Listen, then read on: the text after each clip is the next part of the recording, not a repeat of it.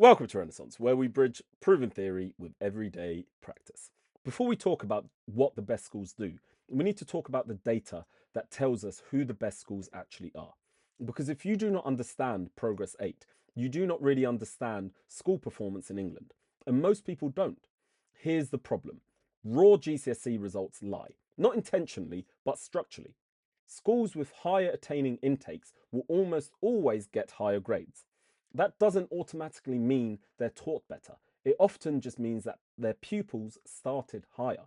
So the government uses a different measure, Progress 8. And Progress 8 is about learning growth, not privilege.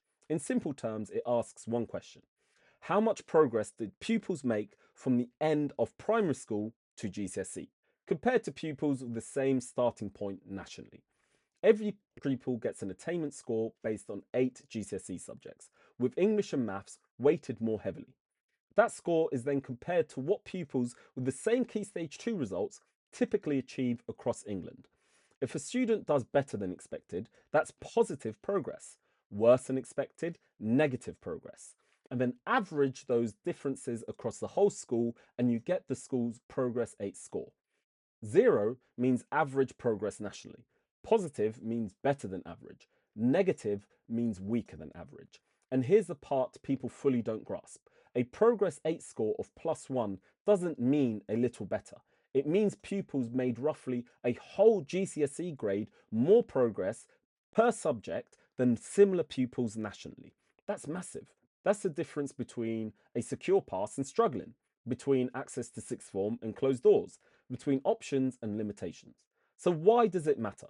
Because Progress 8 is the closest thing that we have to a fair measure of teaching impact.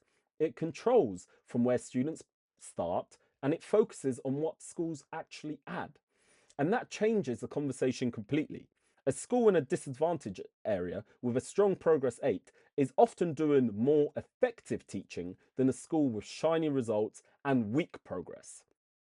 Progress 8 rewards learning, not intake, and that's exactly why we use it as a foundation for this series.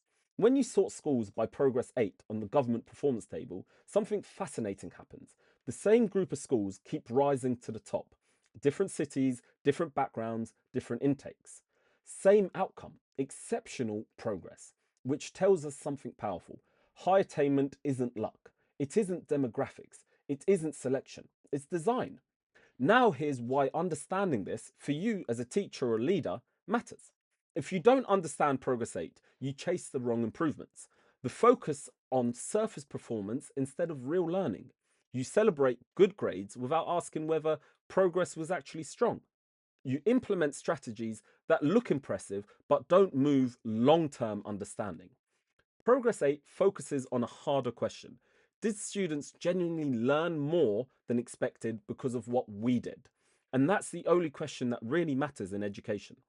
It also protects against excuses, because when schools with similar intakes achieve wildly different progress scores, the myth that background determines outcomes falls apart. What replaces it is more uncomfortable truth. Teaching quality, curriculum design, classroom systems, and leadership decisions matter enormously. And that's good news, because those are things that we can control. So in this Renaissance series, we're not guessing what works. We're starting with schools that consistently deliver the strongest progress according to national data. We studied them through observation, public practice, documentation, and direct conversation with staff. And across all of them, the same patterns keep appearing. Not gimmicks, not trends. Foundations, behavior, curriculum coherence, retrieval, explicit teaching, high expectation, strong systems.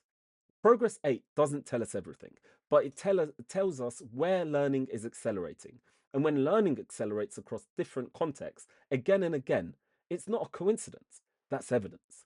So this isn't about league tables, it's about understanding what real improvement looks like. Because once you understand Progress 8, you stop chasing appearances and you start building learning that actually lasts.